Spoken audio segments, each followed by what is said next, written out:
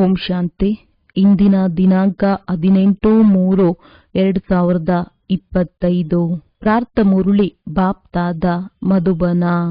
ಮಧುರ ಮಕ್ಕಳೇ, ಈ ಸಮಯದಲ್ಲಿ ನಿಮ್ಮ ಈ ಜೀವನವು ಬಹಳ ಅಮೂಲ್ಯವಾಗಿದೆ. ಏಕೆಂದರೆ ನೀವು ಹದ್ದಿನಿಂದ ಹೊರಬಂದು ಬೇಹದ್ದಿನಲ್ಲಿ ಬಂದಿದ್ದೀರಿ. ನಿಮಗೆ ತಿಳಿದಿದೆ, ನಾವು ಈ ಜಗತ್ತಿನ ಕಲ್ಯಾಣ ಮಾಡುವವರಾಗಿದ್ದೇವೆ. ಪ್ರಶ್ನೆ: ತಂದೆಯ ಆಸ್ತಿಯ ಅಧಿಕಾರವು ಯಾವ ಪುರುಷಾರ್ಥದಿಂದ ಪ್ರಾಪ್ತವಾಗುತ್ತದೆ? ಉತ್ತರ: ಸದಾ ಸಹೋದರ ಸಹೋದರರೆನ್ನುವ ದೃಷ್ಟಿ ಇರಲಿ. ಸ್ತ್ರೀ ಪುರುಷರೆಂಬ ಪರಿವೆಯೂ ಸಹ ಹೊರಟು ಹೋಗಲಿ.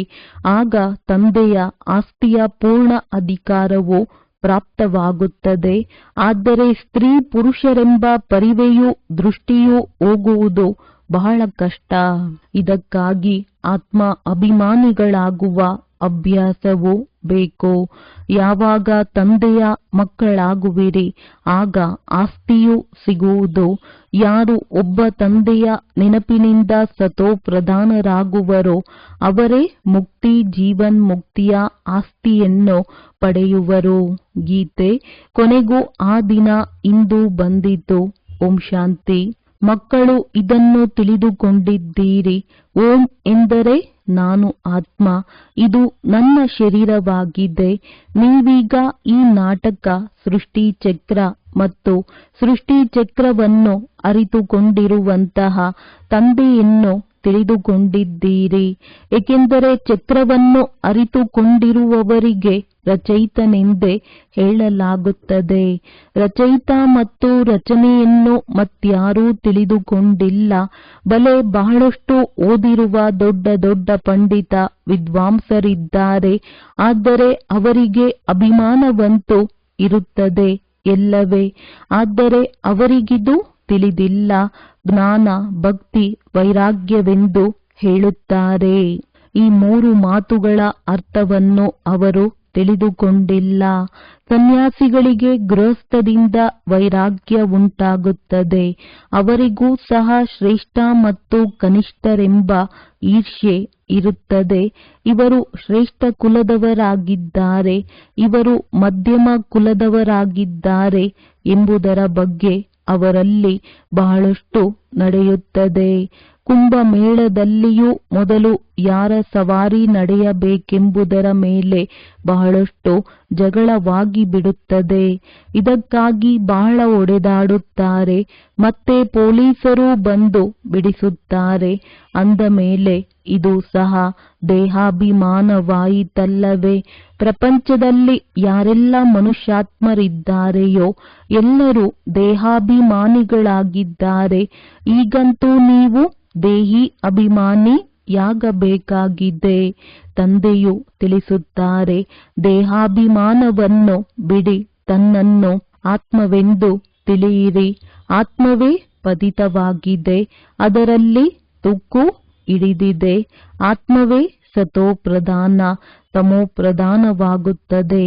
ಆತ್ಮವು ಹೇಗೋ ಅದರ ಆಧಾರದ ಮೇಲೆ ಶರೀರವು ಸಿಗುತ್ತದೆ.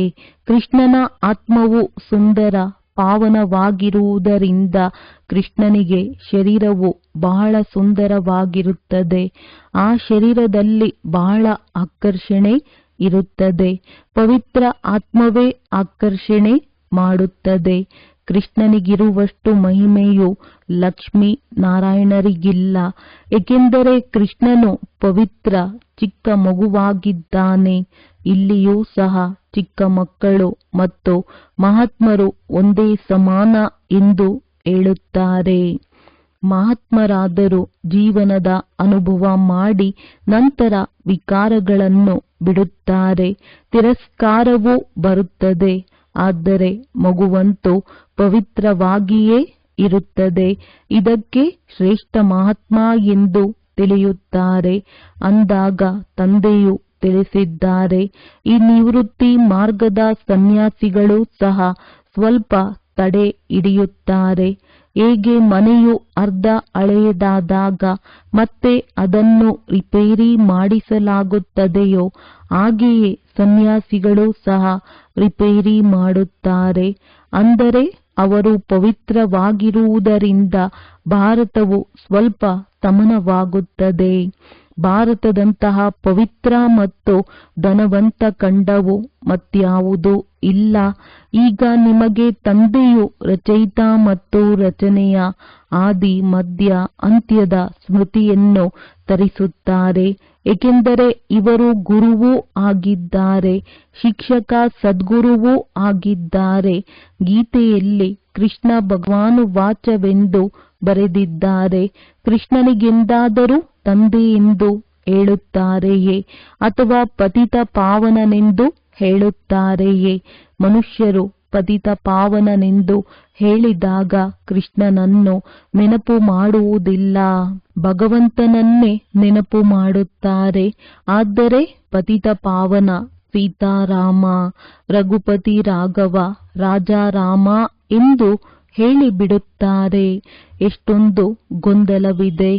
ತಂದೆಯು ತಿಳಿಸುತ್ತಾರೆ, ನಾನು ಬಂದು ನೀವು ಮಕ್ಕಳಿಗೆ ಯಥಾರ್ಥ ರೀತಿಯಲ್ಲಿ ಎಲ್ಲ ವೇದ ಶಾಸ್ತ್ರಗಳ ಸಾರವನ್ನು ತಿಳಿಸುತ್ತೇನೆ. ಮೊಟ್ಟ ಮೊದಲನೆಯದಾಗಿ ಮುಖ್ಯ ಮಾತನ್ನು ತಂದೆಯು ತಿಳಿಸುತ್ತಾರೆ.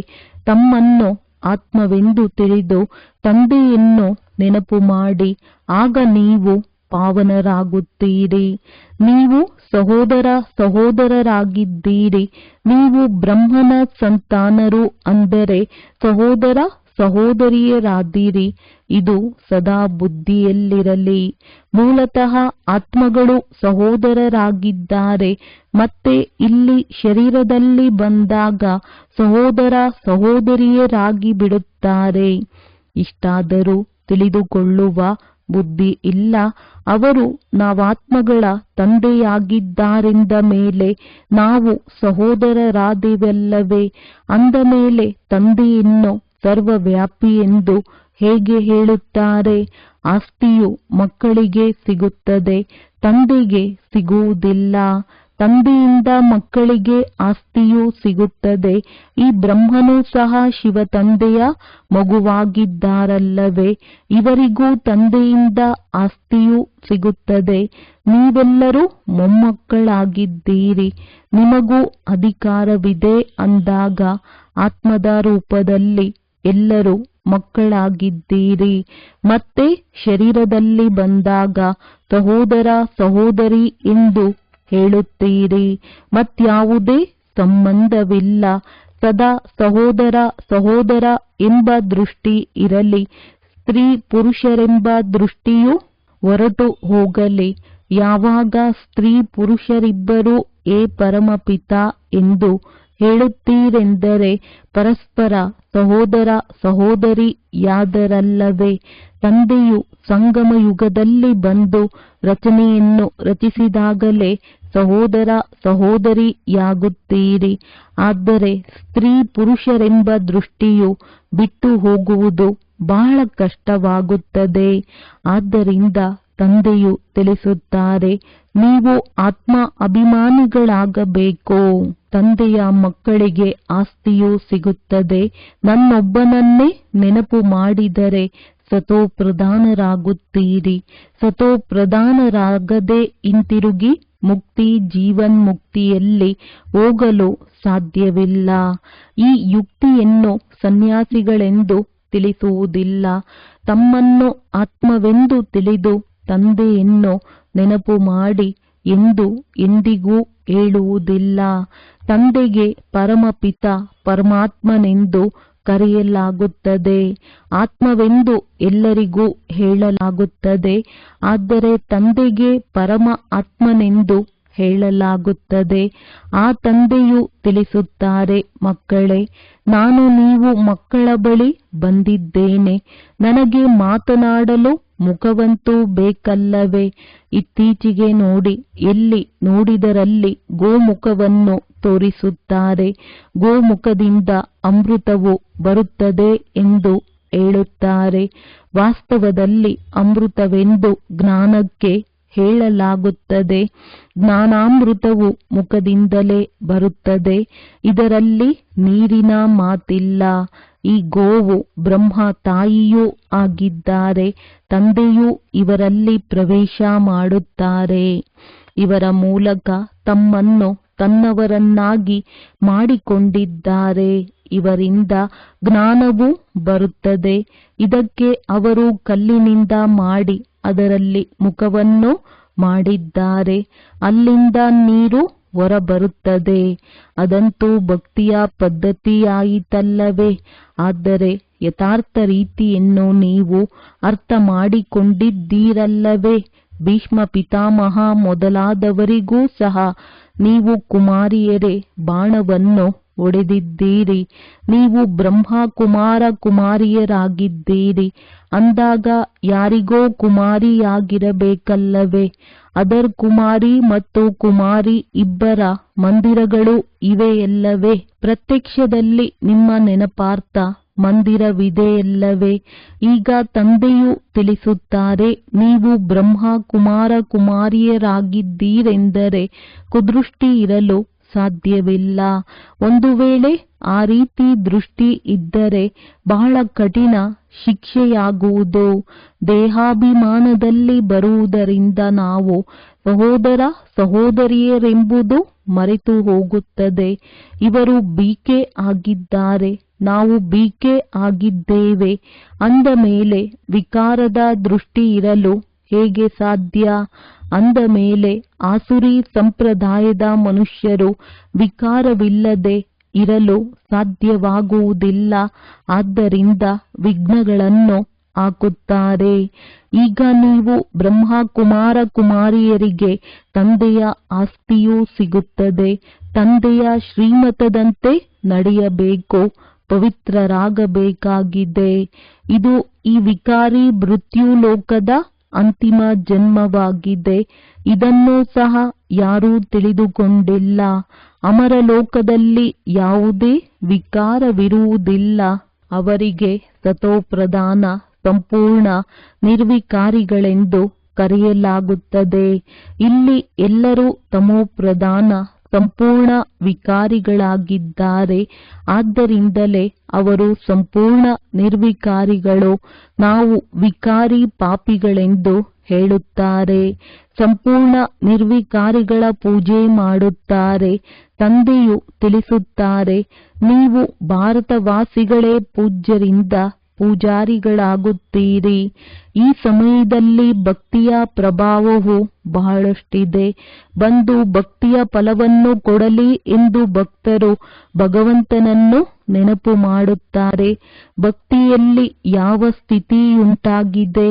ತಂದೆಯು ತಿಳಿಸುತ್ತಾರೆ, ಮುಖ್ಯವಾಗಿ 4 ಧರ್ಮಶಾಸ್ತ್ರಗಳಿವೆ. ಒಂದು ದೇವತಾ ಧರ್ಮವಾಗಿದೆ. ಇದರಲ್ಲಿ ಬ್ರಾಹ್ಮಣ, ದೇವತಾ, ಕ್ಷತ್ರಿಯ 3 ಬಂದು ಬಿಡುತ್ತದೆ. ತಂದೆಯು ಬ್ರಾಹ್ಮಣ ಧರ್ಮವನ್ನು ಸ್ಥಾಪನೆ ಮಾಡುತ್ತಾರೆ. ಬ್ರಾಹ್ಮಣರ ಶಿಕೆಯು ಸಂಗಮದ್ದಾಗಿದೆ. ಈಗ ನೀವು ಬ್ರಾಹ್ಮಣರು ಪುರುಷೋತ್ತಮರಾಗುತ್ತಿದ್ದೀರಿ. ಬ್ರಾಹ್ಮಣರಾದಿರಿ, ನಂತರ ದೇವತೆಗಳಾಗುತ್ತೀರಿ. ಆ ಬ್ರಾಹ್ಮಣರಂತೂ ವಿಕಾರಿಗಳಾಗಿದ್ದಾರೆ. ಅವರೂ ಸಹ ಈ ಬ್ರಾಹ್ಮಣರ ಮುಂದೆ ನಮಸ್ಕಾರ ಮಾಡುತ್ತಾರೆ.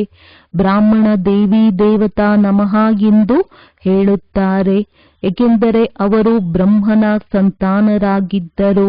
ನಾವಂತೂ ಬ್ರಹ್ಮನ ಸಂತಾನರಲ್ಲ ಎಂದು ತಿಳಿದುಕೊಂಡಿದ್ದಾರೆ. ಈಗ ನೀವು ಬ್ರಹ್ಮನ ಸಂತಾನರಾಗಿದ್ದೀರಿ. ನಿಮಗೆ ಎಲ್ಲರೂ ನಮಸ್ಕಾರ ಮಾಡುತ್ತಾರೆ. ನೀವೇ ನಂತರ ದೇವಿ ದೇವತೆಗಳಾಗುತ್ತೀರಿ. ನೀವೀಗ ಬ್ರಹ್ಮ ಕುಮಾರ ಕುಮಾರಿಯರಾಗಿದ್ದೀರಿ, ನಂತರ ದೈವಿ ಕುಮಾರ ಕುಮಾರಿಯರಾಗುತ್ತೀರಿ. ಈ ಸಮಯದಲ್ಲಿ ನಿಮ್ಮ ಜೀವನವು ಬಹಳ ಬಹಳ ಅಮೂಲ್ಯವಾಗಿದೆ, ಏಕೆಂದರೆ ನೀವು ಜಗನ್ಮಾತೆಯರೆಂದು ಗಾಯನವಿದೆ. ನೀವು ಹದ್ದಿನಿಂದ ಹೊರಬಂದು ಬೇಹದ್ದಿನಲ್ಲಿ ಬಂದಿದ್ದೀರಿ. ನಿಮಗೆ ತಿಳಿದಿದೆ, ನಾವು ಈ ಜಗತ್ತಿನ ಕಲ್ಯಾಣ ಮಾಡುವವರಾಗಿದ್ದೇವೆ. ಅಂದ ಮೇಲೆ ಪ್ರತಿಯೊಬ್ಬರೂ ಜಗದಂಬ ಜಗತ್ಪಿತರಾದಿರಿ. ಈ ನರಕದಲ್ಲಿ ಮನುಷ್ಯರು ಬಹಳ ದುಃಖಿಯಾಗಿದ್ದಾರೆ. ನಾವು ಅವರ ಆತ್ಮೀಯ ಸೇವೆ ಮಾಡಲು ಬಂದಿದ್ದೇವೆ. ನಾವು ಅವರನ್ನು ಸ್ವರ್ಗವಾಸಿಗಳನ್ನಾಗಿ ಮಾಡೇ ಮಾಡುತ್ತೇವೆ. ತಂದೆಯು ತಿಳಿಸುತ್ತಾರೆ, ನೀವೀಗ ಸೈನಿಕರಾಗಿದ್ದೀರಿ. ಇದಕ್ಕೆ ಯುದ್ಧ ಸ್ಥಳವೆಂದು ಹೇಳಲಾಗುತ್ತದೆ. ಯಾದವರು, ಕೌರವರು ಮತ್ತು ಪಾಂಡವರು ಒಟ್ಟಿಗೆ ಇರುತ್ತಾರೆ. ಸಹೋದರ ಸಹೋದರರಲ್ಲವೇ? ಈಗ ನಿಮ್ಮ ಯುದ್ಧವು ಸಹೋದರ ಸಹೋದರಿಯರೊಂದಿಗೆ ಅಲ್ಲ, ರಾವಣನೊಂದಿಗಿದೆ. ಮನುಷ್ಯರನ್ನು ದೇವತೆಗಳನ್ನಾಗಿ ಮಾಡಲು ನೀವು ಸಹೋದರ ಸಹೋದರಿಯರಿಗೆ ತಿಳಿಸಿಕೊಡುತ್ತೀರಿ. ಅದಕ್ಕೆ ತಂದೆಯು ತಿಳಿಸುತ್ತಾರೆ, ದೇಹ ಸಹಿತ ದೇಹದ ಎಲ್ಲಾ ಸಂಬಂಧಗಳನ್ನು ಬಿಡಬೇಕಾಗಿದೆ. ಇದು ಹಳೆಯ ಪ್ರಪಂಚವಾಗಿದೆ. ಎಷ್ಟು ದೊಡ್ಡ ದೊಡ್ಡ ಅಣೆಕಟ್ಟು, ಕಾಲುವೆ ಮೊದಲಾದವುಗಳನ್ನು ಕಟ್ಟಿಸುತ್ತಾರೆ. ಏಕೆಂದರೆ ಜನಸಂಖ್ಯೆಯು ಬಹಳ ಹೆಚ್ಚಾಗಿ ಬಿಟ್ಟಿದೆ. ಸತ್ಯಯುಗದಲ್ಲಿ ನೀವು ಬಹಳ ಕಡಿಮೆ ಜನಸಂಖ್ಯೆಯೇ ಇರುತ್ತೀರಿ. ನದಿಗಳಲ್ಲಿ ನೀರು ಸಹ ಬಹಳಷ್ಟಿರುತ್ತದೆ. ದವಸ ಧಾನ್ಯಗಳು ಯಥೇಚ್ಛವಾಗಿರುತ್ತದೆ. ಇಲ್ಲಿ ಈ ಭೂಮಿಯ ಮೇಲೆ ಕೋಟ್ಯಾಂತರ ಮನುಷ್ಯರಿದ್ದಾರೆ. ಅಲ್ಲಿ ಇಡೀ ಭೂಮಿಯ ಮೇಲೆ ಆರಂಭದಲ್ಲಿ 9-10 ಲಕ್ಷ ಜನಸಂಖ್ಯೆ ಇರುತ್ತದೆ. ಮತ್ಯಾವುದೇ ಖಂಡವಿರುವುದಿಲ್ಲ. ನೀವು ಅಲ್ಲಿ ಸ್ವಲ್ಪ ಜಾಗದಲ್ಲಿಯೇ ಇರುತ್ತೀರಿ. ನಿಮಗೆ ಎಲ್ಲಿಗೂ ಹೋಗುವ ಅವಶ್ಯಕತೆ ಇರುವುದಿಲ್ಲ. ಅಲ್ಲಿ ವಸಂತ ಋತುವೇ ಇರುತ್ತದೆ. ಪಂಚತತ್ವಗಳು ಸಹ ಯಾವುದೇ ತೊಂದರೆ ಕೊಡುವುದಿಲ್ಲ. ಆಜ್ಞಾನುಸಾರವಾಗಿಯೇ ನಡೆಯುತ್ತದೆ. ದುಃಖದ ಚಿಹ್ನೆಯೇ ಇರುವುದಿಲ್ಲ. ಅದು ಸ್ವರ್ಗವಾಗಿದೆ, ಇದು ನರಕವಾಗಿದೆ. ಇದು ಮಧ್ಯದಿಂದ ಆರಂಭವಾಗುತ್ತದೆ. ದೇವತೆಗಳು ವಾಮ ಮಾರ್ಗದಲ್ಲಿ ಬರುವ ಕಾರಣ ರಾವಣ ರಾಜ್ಯವು ಆರಂಭವಾಗುತ್ತದೆ. ನೀವು ತಿಳಿದುಕೊಂಡಿದ್ದೀರಿ, ನಾವು ಡಬಲ್ ಕಿರೀಟಧಾರಿ ಪೂಜ್ಯರಾಗುತ್ತೇವೆ, ನಂತರ ಸಿಂಗಲ್ ಕಿರೀಟಧಾರಿಗಳಾಗುತ್ತೇವೆ. ಸತ್ಯಯುಗದಲ್ಲಿ ಪವಿತ್ರತೆಯ ಚಿಹ್ನೆಯೂ ಇದೆ. ದೇವತೆಗಳೆಲ್ಲರೂ ಪವಿತ್ರರಾಗಿರುತ್ತಾರೆ. ಇಲ್ಲಿ ಪವಿತ್ರರು ಯಾರೂ ಇಲ್ಲ. ಜನ್ಮವನ್ನಂತೂ ವಿಕಾರದಿಂದಲೇ ಪಡೆಯುತ್ತಾರೆ. ಆದ್ದರಿಂದ ಇದಕ್ಕೆ ಭ್ರಷ್ಟಾಚಾರಿ ಪ್ರಪಂಚವೆಂದು ಕರೆಯಲಾಗುತ್ತದೆ. ಸತ್ಯಯುಗವು ಶ್ರೇಷ್ಠಾಚಾರಿ ಪ್ರಪಂಚವಾಗಿದೆ. ವಿಕಾರಕ್ಕೆ ಭ್ರಷ್ಟಾಚಾರವೆಂದು ಕರೆಯಲಾಗುತ್ತದೆ. ಮಕ್ಕಳಿಗೆ ತಿಳಿದಿದೆ, ಸತ್ಯಯುಗದಲ್ಲಿ ಪವಿತ್ರ ಪ್ರವೃತ್ತಿ ಮಾರ್ಗವಿತ್ತು. ಈಗ ಅಪವಿತ್ರರಾಗಿ ಬಿಟ್ಟಿದ್ದಾರೆ. ಈಗ ಪುನಃ ಪವಿತ್ರ ಶ್ರೇಷ್ಠಾಚಾರಿ ಪ್ರಪಂಚವಾಗುತ್ತದೆ. ಸೃಷ್ಟಿ ಚಕ್ರವು ಸುತ್ತುತ್ತದೆ ಎಲ್ಲವೇ. ಪರಮಪಿತ ಪರಮಾತ್ಮನನ್ನೇ ಪತಿತ ಪಾವನನೆಂದು ಕರೆಯಲಾಗುತ್ತದೆ. ಭಗವಂತನು ಪ್ರೇರಣೆಯಿಂದ ಎಲ್ಲವನ್ನೂ ಮಾಡುತ್ತಾರೆಂದು ಮನುಷ್ಯರು ಹೇಳುತ್ತಾರೆ. ಪ್ರೇರಣೆ ಎಂದರೆ ವಿಚಾರ.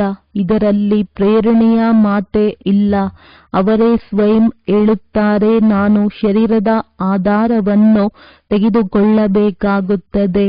ಮುಖವಿಲ್ಲದೆ ನಾನು ಹೇಗೆ ಶಿಕ್ಷಣ ಕೊಡಲಿ? ಪ್ರೇರಣೆಯಿಂದ ಶಿಕ್ಷಣ ಕೊಡಲು ಸಾಧ್ಯವೇ? ಭಗವಂತ ಪ್ರೇರಣೆಯಿಂದ ಏನೂ ಮಾಡುವುದಿಲ್ಲ. ತಂದೆಯಂತೂ ಮಕ್ಕಳಿಗೆ ಓದಿಸುತ್ತಾರೆ. ಪ್ರೇರಣೆಯಿಂದ ವಿದ್ಯಾಭ್ಯಾಸವು ನಡೆಯಲು ಸಾಧ್ಯವೇ? ತಂದೆಯ ವಿನಃ ಸೃಷ್ಟಿಯ ಆದಿ ಮಧ್ಯ ಅಂತ್ಯದ ರಹಸ್ಯವನ್ನು ಯಾರೂ ತಿಳಿಸಲು ಸಾಧ್ಯವಿಲ್ಲ. ತಂದೆಯನ್ನೇ ಅರಿತುಕೊಂಡಿಲ್ಲ. ಅವರಿಗೆ ಲಿಂಗವೆಂದು ಕೆಲವರು ಹೇಳುತ್ತಾರೆ, ಇನ್ನು ಕೆಲವರು ಅಖಂಡ ಜ್ಯೋತಿಯೆಂದು ತಿಳಿಯುತ್ತಾರೆ. ಬ್ರಹ್ಮ ತತ್ವವೇ ಈಶ್ವರನೆಂದು ಇನ್ನು ಕೆಲವರು ಹೇಳುತ್ತಾರೆ. ತತ್ವಜ್ಞಾನಿ ಬ್ರಹ್ಮಜ್ಞಾನಿಗಳು ಇದ್ದಾರಲ್ಲವೇ? ಶಾಸ್ತ್ರಗಳಲ್ಲಿ 84 ಲಕ್ಷ ಯೋನಿಗಳೆಂದು ತೋರಿಸಿದ್ದಾರೆ. ಒಂದು ವೇಳೆ 84 ಲಕ್ಷ ಜನ್ಮಗಳಿದ್ದಿದ್ದೇ ಆದರೆ ಕಲ್ಪದ ಆಯಸ್ಸು ಸಹ ಬಹಳ ದೊಡ್ಡದಾಗಿರಬೇಕು. ಯಾರೂ ಲೆಕ್ಕವನ್ನೇ ತೆಗೆಯಲು ಸಾಧ್ಯವಾಗುವುದಿಲ್ಲ. ಅವರಂತೂ ಸತ್ಯಯುಗಕ್ಕೆ ಲಕ್ಷಾಂತರ ವರ್ಷಗಳೆಂದು ಹೇಳಿಬಿಟ್ಟಿದ್ದಾರೆ. ತಂದೆಯು ತಿಳಿಸುತ್ತಾರೆ, ಇಡೀ ಸೃಷ್ಟಿ ಚಕ್ರವೇ 5000 ವರ್ಷಗಳದ್ದಾಗಿದೆ. 84 ಲಕ್ಷ ಜನ್ಮಗಳಿಗಾಗಿ ಸಮಯವೂ ಸಹ ಅಷ್ಟೊಂದು ಬೇಕಲ್ಲವೇ? ಇವೆಲ್ಲವೂ ಭಕ್ತಿ ಮಾರ್ಗದ ಶಾಸ್ತ್ರಗಳಾಗಿವೆ. ತಂದೆಯು ತಿಳಿಸುತ್ತಾರೆ, ನಾನು ಬಂದು ನಿಮಗೆ ಇವೆಲ್ಲ ಶಾಸ್ತ್ರಗಳ ಸಾರವನ್ನು ತಿಳಿಸುತ್ತೇನೆ. ಇದೆಲ್ಲವೂ ಭಕ್ತಿ ಮಾರ್ಗದ ಸಾಮಗ್ರಿಯಾಗಿದೆ. ಇದರಿಂದ ಯಾರೂ ನನ್ನನ್ನು ಪಡೆಯಲು ಸಾಧ್ಯವಿಲ್ಲ. ನಾನು ಬಂದಾಗಲೇ ಎಲ್ಲರನ್ನೂ ಕರೆದುಕೊಂಡು ಹೋಗುತ್ತೇನೆ. ಏ ಪತಿತ ಪಾವನ, ಬನ್ನಿ, ಬಂದು ಪಾವನ ಮಾಡಿ ನಮ್ಮನ್ನು ಪಾವನ ಪ್ರಪಂಚದಲ್ಲಿ ಕರೆದುಕೊಂಡು ಹೋಗಿ ಎಂದು ನನ್ನನ್ನು ಕರೆಯುತ್ತಾರೆ. ಮತ್ತೆ ಹುಡುಕಾಡಲು ಪೆಟ್ಟು ತಿನ್ನುವುದಾದರೂ ಏಕೆ? ಎಷ್ಟು ದೂರ ದೂರ ಪರ್ವತಗಳ ಮೇಲೆ ಹೋಗುತ್ತಾರೆ. ಈಗಂತೂ ಎಷ್ಟೊಂದು ಮಂದಿರಗಳು ಖಾಲಿಯಾಗಿ ಬಿದ್ದಿವೆ, ಯಾರೂ ಹೋಗುವುದೇ ಇಲ್ಲ. ಈಗ ನೀವು ಮಕ್ಕಳು ಸರ್ವಶ್ರೇಷ್ಠ ತಂದೆಯ ಚರಿತ್ರೆಯನ್ನು ತಿಳಿದುಕೊಂಡಿದ್ದೀರಿ. ತಂದೆಯು ಮಕ್ಕಳಿಗೆ ಎಲ್ಲವನ್ನೂ ಕೊಟ್ಟು 60 ವರ್ಷಗಳ ನಂತರ ವಾನಪ್ರಸ್ಥದಲ್ಲಿ ಕುಳಿತುಕೊಳ್ಳುತ್ತಾರೆ. ಈ ಪದ್ಧತಿಯೂ ಸಹ ಈಗಿನದ್ದಾಗಿದೆ ಮತ್ತು ಹಬ್ಬಗಳೆಲ್ಲವೂ ಈ ಸಮಯದ್ದಾಗಿದೆ. ನೀವು ತಿಳಿದುಕೊಂಡಿದ್ದೀರಿ, ನಾವೀಗ ಸಂಗಮ ಯುಗದಲ್ಲಿ ನಿಂತಿದ್ದೇವೆ. ರಾತ್ರಿಯ ನಂತರ ಮತ್ತೆ ದಿನವಾಗುವುದು. ಈಗಂತೂ ಘೋರ ಅಂಧಕಾರವಿದೆ. ಜ್ಞಾನ ಸೂರ್ಯ ಪ್ರಕಟ, ಅಜ್ಞಾನ ಅಂಧಕಾರ ವಿನಾಶವೆಂದು ಆಡುತ್ತಾರೆ. ನೀವು ತಂದೆಯನ್ನು ಮತ್ತು ರಚನೆಯ ಆದಿ ಮಧ್ಯ ಅಂತ್ಯವನ್ನು ಈಗ ತಿಳಿದುಕೊಂಡಿದ್ದೀರಿ. ಹೇಗೆ ತಂದೆಯು ಜ್ಞಾನಪೂರ್ಣನಾಗಿದ್ದಾರೆಯೋ ಅದೇ ರೀತಿ ನೀವು ಸಹ ಮಾಸ್ಟರ್ ಜ್ಞಾನಪೂರ್ಣರಾಗಿ ಬಿಟ್ಟಿದ್ದೀರಿ. ಈಗ ನೀವು ಮಕ್ಕಳಿಗೆ ತಂದೆಯಿಂದ ಬೇಹದ್ದಿನ ಸುಖದ ಆಸ್ತಿಯೂ ಸಿಗುತ್ತದೆ. ಲೌಕಿಕ ತಂದೆಯಿಂದಂತೂ ಹದ್ದಿನ ಆಸ್ತಿಯೂ ಸಿಗುತ್ತದೆ. ಅದರಿಂದ ಅಲ್ಪಕಾಲದ ಆಸ್ತಿಯೂ ಸಿಗುತ್ತದೆ. ಅದಕ್ಕೆ ಸನ್ಯಾಸಿಗಳು ಕಾಗವಿಷ್ಟ ಸಮಾನ ಸುಖವೆಂದು ಹೇಳಿಬಿಡುತ್ತಾರೆ.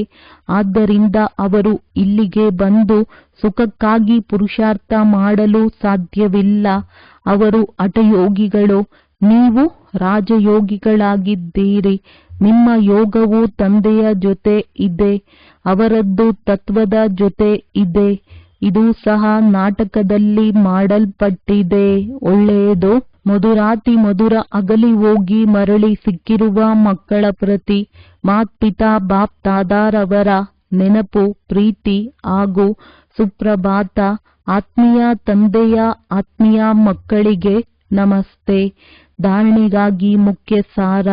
ಪಾವನರಾಗಬೇಕೆಂದರೆ ನಾವಾತ್ಮಗಳು ಸಹೋದರ ಸಹೋದರರಾಗಿದ್ದೇವೆ ಮತ್ತು ಬ್ರಹ್ಮ ತಂದೆಯ ಸಂತಾನರು ಸಹೋದರ ಸಹೋದರಿಯರಾಗಿದ್ದೇವೆ ಎಂಬ ದೃಷ್ಟಿಯನ್ನು ಪಕ್ಕಾ ಮಾಡಿಕೊಳ್ಳಬೇಕಾಗಿದೆ. ಆತ್ಮ ಮತ್ತು ಶರೀರ ಎರಡನ್ನೂ ಪಾವನ ಸತೋ ಪ್ರಧಾನವನ್ನಾಗಿ ಮಾಡಿಕೊಳ್ಳಬೇಕಾಗಿದೆ. ದೇಹಾಭಿಮಾನವನ್ನು ಬಿಡಬೇಕಾಗಿದೆ.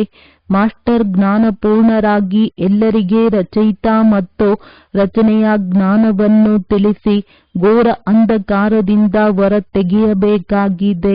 ನರಕವಾಸಿ ಮನುಷ್ಯರ ಆತ್ಮಿಕ ಸೇವೆ ಮಾಡಿ ಸ್ವರ್ಗವಾಸಿಗಳನ್ನಾಗಿ ಮಾಡಬೇಕಾಗಿದೆ. ವರದಾನ: ಮಾಸ್ಟರ್ ಜ್ಞಾನ ಸಾಗರರಾಗಿ ಜ್ಞಾನದ ಆಳದಲ್ಲಿ ಹೋಗುವಂತಹ ಅನುಭವ ರೂಪಿ ರತ್ನಗಳಿಂದ ಸಂಪನ್ನ ಭವ. ಯಾವ ಮಕ್ಕಳು ಜ್ಞಾನದ ಆಳದಲ್ಲಿ ಹೋಗುತ್ತಾರೆ ಅವರು ಅನುಭವ ರೂಪಿ ರತ್ನಗಳಿಂದ ಸಂಪನ್ನರಾಗುತ್ತಾರೆ. ಒಂದಾಗಿದೆ ಜ್ಞಾನ ಕೇಳುವುದು ಮತ್ತು ಹೇಳುವುದು, ಇನ್ನೊಂದಾಗಿದೆ ಅನುಭವಿ ಮೂರ್ತಿಯಾಗುವುದು. ಅನುಭವಿ ಸದಾ ಅವಿನಾಶಿ ಮತ್ತು ನಿರ್ವಿಘ್ನರಾಗಿರುತ್ತಾರೆ. ಅವರನ್ನು ಯಾರೂ ಅಲುಗಾಡಿಸಲು ಸಾಧ್ಯವಿಲ್ಲ. ಅನುಭವಿಯ ಮುಂದೆ ಮಾಯೆಯ ಯಾವುದೇ ಪ್ರಯತ್ನ ಸಫಲವಾಗುವುದಿಲ್ಲ. ಅನುಭವಿ ಎಂದೂ ಮೋಸ ಹೋಗುವುದಿಲ್ಲ. ಆದ್ದರಿಂದ ಅನುಭವಗಳನ್ನು ಹೆಚ್ಚಿಸಿಕೊಳ್ಳುತ್ತಾ ಪ್ರತಿ ಗುಣದ ಅನುಭವಿ ಮೂರ್ತಿಗಳಾಗಿ ಮನನ ಶಕ್ತಿಯ ಮುಖಾಂತರ ಶುದ್ಧ ಸಂಕಲ್ಪಗಳ ಸ್ಟಾಕ್ ಜಮಾ ಮಾಡಿಕೊಳ್ಳಿ. ಸ್ಲೋಗನ್: ಯಾರು ದೇಹದ ಸೂಕ್ಷ್ಮ ಅಭಿಮಾನದ ಸಂಬಂಧದಿಂದಲೂ ನ್ಯಾರ ಆಗಿರುತ್ತಾರೆ ಅವರೇ ಫರಿಷ್ಠಾ ಆಗಿದ್ದಾರೆ. ಅವ್ಯಕ್ತ ಸೂಚನೆ: ಸತ್ಯ ಮತ್ತು ಸಭ್ಯತೆ ರೂಪಿ ಕಲ್ಚರ್ ಸಂಸ್ಕೃತಿಯನ್ನು ತಮ್ಮದಾಗಿಸಿಕೊಳ್ಳಿರಿ. ಸಂಪೂರ್ಣ ಸತ್ಯವೂ ಸಹ ಪವಿತ್ರತೆಯ ಆಧಾರದ ಮೇಲೆ ಇರುತ್ತದೆ. ಪವಿತ್ರತೆ ಇಲ್ಲದಿದ್ದರೆ ಸದಾ ಸತ್ಯತೆ ಇರಲು ಸಾಧ್ಯವಿಲ್ಲ. ಕೇವಲ ಕಾಮವಿಕಾರ ಅಪವಿತ್ರತೆ ಅಲ್ಲ, ಆದರೆ ಅದರ ಇನ್ನೂ ಅನೇಕ ಜೊತೆಗಾರರಿದ್ದಾರೆ. ಅಂದ ಮೇಲೆ ಮಹಾನ್ ಪವಿತ್ರ ಎಂದರೆ ಅಪವಿತ್ರತೆಯ ಹೆಸರು ಚಿಹ್ನೆಯೂ ಸಹ ಇಲ್ಲದಿರಲಿ, ಆಗ ಪರಮಾತ್ಮ ಪ್ರತ್ಯಕ್ಷತೆಯ ನಿಮಿತ್ತ ಆಗುವಿರಿ. ಒಳ್ಳೆಯದು. ಓಂ ಶಾಂತಿ. ಓಂ ಶಾಂತಿ.